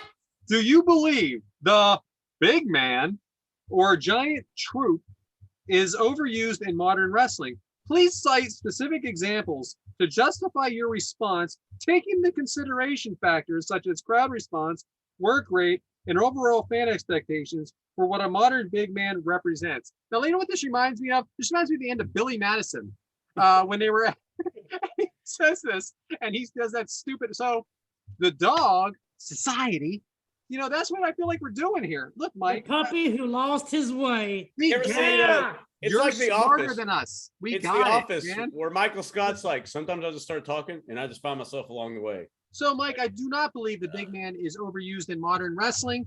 I think there are different types of big man out there. Crowd response is very important. I mean, Omos Lashley got some response, not all the response. When Lashley went for the suplex, it was like, whoa, like the anticipation response. Also, how about when the Giant lifted his hand up? That was the biggest pop of the entire thing. He still does it now today. Oh yeah. But work rate. I'm taking option C. What? What is this guy talking about? It's money, Mike. I'm taking option C. What? Overall expectations for the big man There we go. represents. Do you Way think the big over. man represents the big man? Yeah, I know, way over my head. So anyway, Mike, yes, I don't think it's overused. I think there's only a few big men out there, and I feel like it's still important today to have a giant out there, a novelty, an attraction, if you will. I don't think it's overused, and crowd response is very important. However, sometimes people just don't care. They like what Coach Rosey likes, the Young Bucks jumping off, doing 7 flips off the top rope. That's what's in now, or whatever. Sammy doing a cutter off of a ladder. These guys can't do that kind of stuff, and I think that is what today is. But I still think there's a place for it. I don't know what else to say. I feel like I'm talking about you. fucking ass. I got you, bud. I got you. I got you. Good, thank God, because I don't even know what I'm talking about. So, I mean, if you, in history and then now, you have your giants, you have your bad guys, the unstoppable guy, whatever. There has to be that villain for your top baby face, your hope and prayer man to build up to, because there's always got to be this giant that just destroys everybody and everything. And so there's just our hope. Here he comes. This might be the man that can finally beat the giant that rules everything. So there always has to be that giant around for our baby face to build up to, and hopefully he can beat the giant. So it's storytelling. They did it better back then than they do now because there's so many big guys now. Just like when Kane was introduced, Undertaker's like, oh, wow, it's really him. And we didn't think Undertaker would ever beat Kane because Kane was unstoppable. He pulled the door off of the cage, so. And then Undertaker finally beat his brother. He finally beat the big red machine. So I think it just has to do with storytelling. And there's always going to be that giant. And I don't think it's ever going to go away. You know what? I hope it don't. You're right. You know who I think of? I think of King Kong Bundy. Obviously, never could really work that well, but he was a big heel giant. And I was a big fan back then. I think that was, I don't know if it was 88 or 89, 86. And I was into it. And it was a giant that he had to overcome. He had to overcome all those giants. Hulk Hogan, that's what I'm talking about. I mean, that's why I'm a fan today. I'm not as big of a fan as I used to be, but I'm a fan back then because of him. And, you're right. So thank you for the save, because I was talking out my ass. Where'd James go? I got 2 middle fingers looking up at me here. Well, we were just talking about big man in the troop, and my bladder was feeling real big man there for a second. So I swear to God, I thought he had his shirt off or something. I was like, no, oh, God, no. His ass Yeah, clothes off. you want to read second question? I don't have any body shame unless, well, I do have a lot of body shame unless I get drunk, and then it's I like, don't like hey, the we got a coach's pool, drunk. cool, bam, let's Coach go. taking his shirt off. Gut out, full time. That being said, I believe our next question comes to us from Eric Lewis, and thank you. I know I see your name floating around, so greatly appreciate the support. I know Thank you.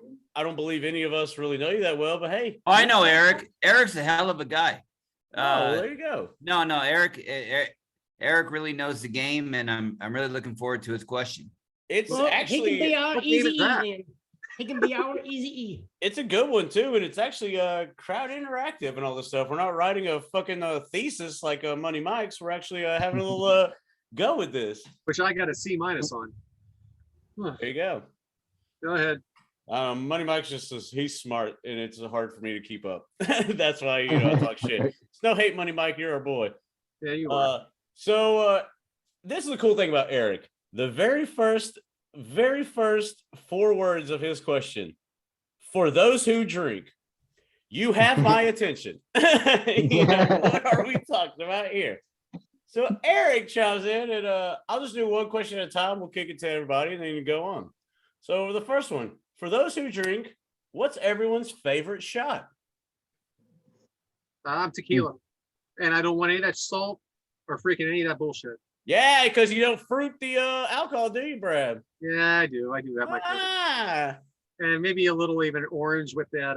What's that bullshit Belgium drink? Blue Moon. Yeah, you got it. Yeah, it tastes like an orange. Why do you need to add an orange? I don't like that white ale. I though. don't get it. That being said, Devyn, you're the youngest one. Let's see you break your parents' heart. What's your favorite shot? Please say milk. I love it. If you just say milk, please, or breast milk, I love it. Of actual shots, I'm just go classic Captain Morgan. Ugh, Shot. a Rum? shot. I like rum. You should try Sailor Jerry Not with some sometime. nitro Coke or anything like that. Right. I thought it was alcoholic. If we're not going alcoholic, I'll give me some real good H2O. You know, I hear you. keep your body healthy. Freaking Keep Captain your Morgan. cock hard. I never heard of anybody doing a shot of Captain Morgan. Never. Well, it's because there's not any men in Philadelphia, Brad. Oh, okay, then. Right. If it's Only eating horse shit, Rocky. I figured they would Not take sure it. what that meant.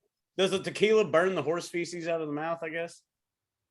Google Philly fans and horse shit. That's all I gotta say. All right, let me get on that. That being said, yeah. Hey, we can post it on the episode. That being said, who's up next? Rosey, what's your favorite shot? Without a shadow of a doubt, the best shot to ever have is Jaeger. Oh, Whether I'm fuck 48 or that. 18. Jaeger. All my notes just fell on the floor because of that bullshit answer. Gross. Yeah. All right.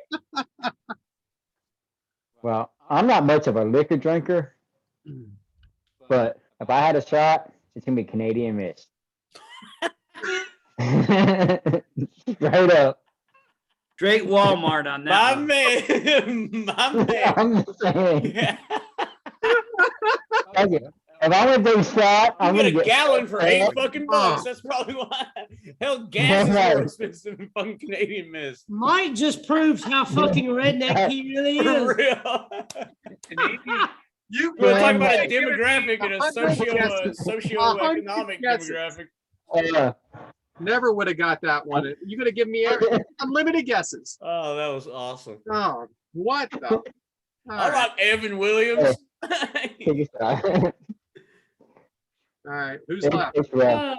Chilled Crown. I mean, just give me Crown. It's gotta be cold. And Like, hey, I'm a Crown guy. I That's got good a- too. I got a twofer on this one. If I'm at a bar and let's say, things are going well and all that stuff, I'm probably going to take Rumplemints because number one, it's 100 proof, which is actually really strong. Number two, it's just like mouthwash. So you'll be smelling really minty after you take it. That way, when you go and talk to the lady, your breath smells good. So not only do you There get you the go. liquid courage, you get the minty breath. It's a twofer. It's a twofer. Very well. Remember that, I feel son, like you when read you this get into question ahead of college. time. Another one. Well, shout out to my Delta Chi brother in Mississippi State. They ain't listening, but we used to pass around Goldschlager until the bottle was gone. But that's a different. I don't know why Brad's. that's a nice ass in that Is picture that what, frame right there. What, he wants to go spelunking? That's a mighty open cave he got there. Shout out to my Sig Tall brothers. Okay, all right. But another shot, and I kind of like this one. It's where you take an Irish car bomb and you drop the thing in the Irish car bomb, you chug that, and then you follow it up with a shot of Fireball. So it's a car bomb followed by a Fireball. I call it the Paul Walker. What about the thing that's on fire, the flaming Dr. Pepper? Do you remember that? No, you just wow. I caught that. I caught that shit. I love the coach's son's like, yeah, I'm in. Wow. Flaming Dr. Pepper. I've seen someone do that on TikTok where they put a fireball in it. Yeah. By the way, coach's son is on. DiSerono those aren't is, watching you my make video. flaming Dr. Pepper. Starting them early. DiSerono. He calls it the Hey. Paul Walker. Wow. Yeah, it's an Irish car bomb followed by a fireball. It's a Yeah, Paul because Walker. they're Car bomb, players, yeah. fireball. There you go. Coach, is this a sign The that joke it's writes his itself. birthday? Wow. All right, believe it or Hey. not, there is a part 2 to this question. Oh yeah. I lost all my notes. Don't worry, I got it pulled Yeah. up. I got it pulled up on the Kickout Crew Twitter. That is at Kickout Crew on Twitter. Well done, my friend. If you want to submit your questions like these, which Eric, my goodness, he's on a roll. And his second question happens to be, who from the KLC hits the floor first at Top Guy Weekend? And I think we Mike all know the freaking motherfucker. Whitaker. I knew His that. name is Mike Whitaker. He weighs about $120. He drank about 120 drinks and he was done. I knew this answer 11 hours ago. Right? Yeah, I'll say I'm the one. Adam's not really a drinker, so he's not going to do it. I Better mean, off. I I'm would gonna say drink that mine. I'm conditioned to drink for prolonged periods of time. Hey, So, granted though, last year I did have a 13-hour drive beforehand. hey man, however you want to church it up. I'm going however to. you want to do. I'm going to. Because I'll hang in there. Actually, Rob Hewitt, shout out. I don't know if he listens. He had one mixed drink at lunch and he passed out for like 4 hours. Rob Hewitt. Oh, It's all about gee. eating, guys. It's all about eating. So is that I think we all pretty much agree that Mike more than likely. It'll be me. If Devin went there, boy, you'd have a fun Thursday night, buddy. We wouldn't We're ruin gonna the try. weekend for you, but you'd have a fun Thursday night and a terrible Friday morning. But We the gotta get next to- question. You're forced to eat a salad. What's in it? I'll answer that first. Beef or chicken? A toss salad. Hopefully, Of Nia course, Jax. Rosey would, of course. Yeah. I am Wild from, Bill Salute. I'm from Pittsburgh, Pennsylvania. We put fried fries and everything.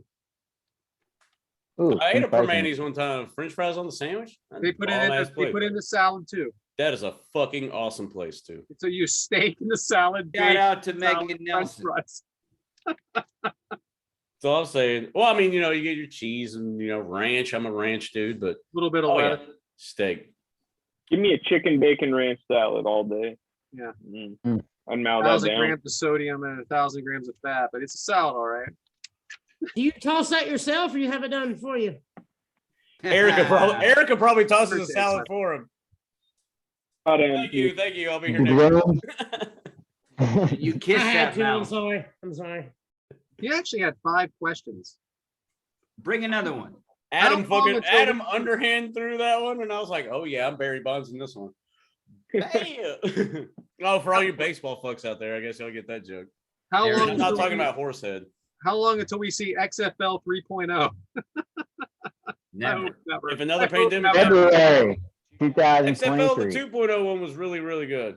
COVID killed it, but it was really Yeah, good. true. That's true. Yeah. St. Louis sold out their games every time they played. Just saying. Actually, I did read something where they said in February 2023. And then he That's when also they wants to plan know on if we know the difference between a hot dish and a casserole, which is just so random. I like breakfast casserole. So As a former deacon in the Baptist church, I can tell you that there's a huge difference because a good casserole will have cream of mushroom soup in it. Any good Christian faith will have a cream of whatever soup is in the casserole. Cream of And- mushroom, cream of celery, cream of chicken. If you got that in there, you're good to go. And in the South, you put There green you beans go. in it. Oh yeah, You know, you gotta and, put green beans. I was told that a casserole can have anything in it, where a hot dish has to be very specific. That was called Google and Wikipedia. Well, somebody did their homework. There's one final question from our buddy Eros. who is a great question My asker. on tag team Discord. partner, baby. Arrows, He's so, I love you, brother. he's so great on Discord with the questions. I love when he puts them out there. He says the term big man too ambiguous. Are there individuals who are not considered big men in one era compared to another? Yeah, absolutely, right? I mean, they keep getting bigger. For Well, sure. yeah, as the more as taller people get more athletic, then you do have to be like that's Bigger. the dude they just debuted in AEW. I don't remember his name. Keith Lee? Stantham Singh or something like that. Oh, yeah, Satnam Singh. One in a billion. Him and Omos, like, because now you could have like guys that are 6'10" doing all these fucking tope suicida bullshits and all that stuff. So it's kind of like you have to keep up in the ante to say. But would Bobby Lashley be considered a big man in the 80s? Because he's No, not Probably. tall. He's not tall. That's why I say it like that. He's not Yeah. considered, he's obviously he's built. Yeah, know that, but he's not tall. So I would say yes. He would be more like an Andre the Giant, or not Andre the Giant. I mean, King Kong Bundy size, not weight, but not the height. So I think I see what he's saying. Like maybe a Bam Bam Bigelow. fucking Hey, but those guys are fat. Big Boss Man. Big Boss Man Vader. Big Boss Man Vader. Today they might Yeah, not be but as big a deal as they I were. was thinking of his Crockett name, but it blanked me at the time. No, but see, all those guys were fat. They weren't muscular. But that was okay back then, like a Lars Sullivan. Remember, like I said, Lars Sullivan last week, the throwback. He wasn't, I mean, he was big, but he wasn't ripped by any means. Because they always consider Big Boss Man. According to the as a- movies he was in, I heard he got ripped. And rumor has Devin's it- got a review of that right? next Rumor week. has it he shit his pants. No, I don't. Hey, Boss Man going was back and always an watching that athletic match, big that man. may have been a spot in his tights when he was taking steps, and it looked like there was like a doo-doo. Not like a brown spot. I'm talking about like a protuberance. But after watching it, I was like, he may just be like when one leg goes up and one leg's down on the ramp or on the ladder, it may have made a little like crease, and that's why I was like, oh, he shit himself. When in reality, it could have just been like the fabric. I'll admit my faults because I'm a grown ass man. I did like Bam Bam Bigelow back in the day. He's from Asbury Park area in New Jersey. One of my best friends here, my best man at my wedding, his father actually taught him in high school. Said he was the most polite young man he's ever met. Can you believe that? The guy with the flames on his head, right? What's funny is I was discussing this future taping with a fan of the show, Randy El Corai, also happens to be my father. And I was like, yeah, we're going to be talking about a couple of big man matches. And no shit, the first thing he goes, you know what big man I really liked? Bam Bam Bigelow. Like straight up was his answer. Hey, which did see he's grilling a couple good steaks on the grill tonight. Oh God, Mike, you're gonna have him fucking his head's about to be this big now that you mentioned like Let it. well, you know, son, your Hey, boy Pops, mentioned you can my get him grilling on anytime. y'all's show. Bring him on next it, week. you know. Bring Randy on. I like him. I like Oh Randy. Good God, guy. he's the best, dude. He really is. Our first special guest is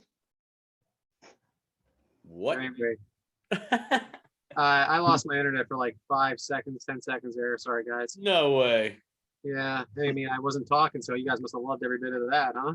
Am I Well, I right? mean, you're the host, so our quarter All right, hour thanks, ratings probably went It's down. your when show, you were Brad. talking. It's your show, man. Yeah, the quarter hour ratings took a dip when Brad wasn't talking.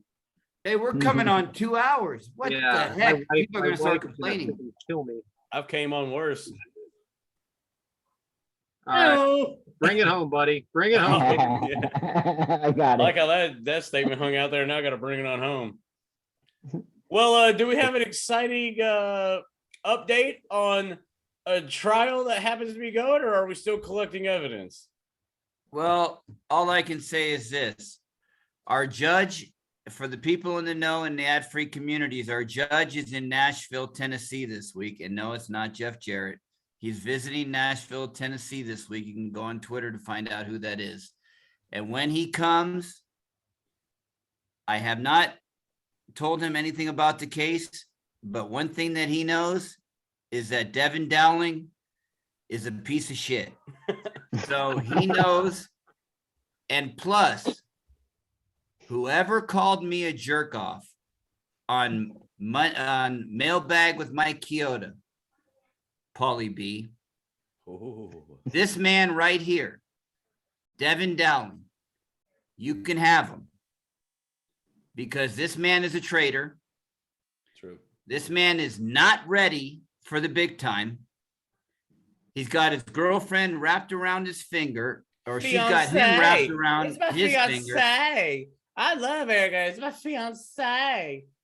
He's in love, and that's a beautiful thing, but not when it comes to the Kickout Crew, because he's putting shows that have a little bit more notoriety over us. And you know what, Paulie B? I'm no jerk off, but the guy over to the right of me, Devyn Dowling, he's a prime example of a jerk off, a guy that is disloyal, that is not for the cause. And his lawyer, Adam, is a 2-bit shyster. And you know what? When the facts come out, Devyn Dowling will be found guilty of treason. Wow. Joshua Rosenbaugh does not speak on behalf of the Kickout Crew. Strong allegations. Strong allegations. I would Is like there to any advise rebuttal? my client, Devin. I got you. First off, I want to file defamation of character. You cannot sit there and slander him without evidence. I want a motion of discovery. I want to see the evidence you have against my client. And you're also going against his First Amendment right of freedom of speech. He's allowed to say what his opinion is. You can't tell him that he can't have his opinion. This is his First Amendment right. Give it to me. Oh boy. Want this shit thrown out. Sorry. This case I'll allow it. I'll allow it. Stay tuned. Thank you, lawyer Adam. Stay tuned. No contempt. No contempt with the outburst. There's no contempt. In fact, court is in recession, but I will allow the violent outburst for dramatic effect. Fuck you guys. I'm turning off my camera. All right. Well, it appears it's about that time. So let's bring it on home. My goodness, did we learn a lot today? Or I hope y'all did, because Lord knows, we blabbed enough. An exciting episode 5. I can't wait for the positive feedback from this. I hope you guys had a fun time. For the audience, glad for joining the ride. Be sure to follow us on Twitter at Kickout Crew. You can please email at any given time. Fucking keep the email active. Somebody's got to email at some point in time. kickoutcrewpod@gmail.com. You can always hit us up on Facebook too. We have a booming Facebook page. By all means, we have a YouTube page also. We post clips all the time. We love the fan interaction, the fan feedback. But that's enough about me shilling, because I'm terrible at shilling the product. But I'll say this much. My name is James Delacorai. I greatly thank you for listening to us. I'm going to kick it on down to Brad Stanton. Brad, give everybody your name, your twits, and all that stuff. I am Brad Stanton. I am Yes Man Brad on Twitter. Hit me up anytime. Hell yeah, Brad. Up next, big time Bama, Mr. Two Pods. Adam, tell the people where they can reach you at. Just Adam _from_Bama. Shoot at me anytime. But this ain't about me. I just want to bring up the Marathon Mania Madness, June 4th. Organization for Autism Research. All donations, money going straight for that cause. It's a great cause. Phil Jackson, Frank Bruno. Get a hold of any of these guys. They can tell you more about it. Yep, that is in conjunction. That is a Top Guy Theater production for sure. So Adam, that is his other podcast he's part of, and we're more than happy to support that for sure, because Adam's one of our own. He's one of our own, and I don't mean us on the screen. I mean y'all at home too. That being said, Adam, thank you. That's part of Top Guy Weekend's initiative. You can search for them on Twitter, Facebook, wherever you find everything, and they have a YouTube channel also. It's a good cause. It's worth supporting. So, a little bit helps a long way. And if a lot of people give a little, then I'll be damned. We did a lot. So, Devyn, I'm going to kick it to you next. Devyn, let the people know where they can reach you and all that stuff. I am Devyn D19. You can reach me on Instagram, Twitter, Snapchat, however you want to. I thought this was another fun episode today. 2 big man matches. We're both bless you, Mike. There is one last thing I want to point out. We forgot my Devyn's demographic of the week. So real quick, I I just wanted to point out that this week, Devyn's demographic of the week was sponsored by Mike Chioda's Monday Mailbag with Paulie Fuck B and Mike you. Chioda. So, it really is just this 80s phone game I've really been loving. It's 80s Mania Wrestling Returns. I don't know if you guys have ever played it, but I've been obsessed with it for the past like 2 years now. You just collect cards, book your own shows, cards similar to old style guys. But I just wanted to try to put that in real quick. And yeah, it was another fun episode this week. I love spending time with you guys. It's always fun. Love talking wrestling. So I like that game. That game is a lot of fun. I appreciate the fact that you have already sold out. That being said, Mr. Whitaker, our man Mike, our meat Mike, you know, go ahead, man. Mike, Let the people know where to get you at and tell them all about your shits. Mike's Meat Minute right here. You can get me on Twitter at Whitaker1028. Just hit me up and, you know, let's talk the shit. All right. And last but not least, and certainly the main event, and it seems like he's got a little extra tag along there, a little +1. Happens to be his son. In shoot style. This is his birthday, so wherever you hear Happy this, birthday. you can Happy birthday, track buddy. it that way if you Happy want to line up the birthday. dates. But Andrew, big dog, happy birthday. But Coach Rosey, take it away, my friend. Well, this is sponsored by the true referee, Brian Hebner, and his wonderful show, Reffing It Up with RJ. I would like to say, please follow my son, Andrew Rosenbaum, on Facebook. He turned 16 today. I love him. He's going to be a junior in high school next year. He's a hell of a tennis player, a great overall guy, and he's got my blood, so you know he's a hell of a kid, and he's going to do great things in life. Devyn,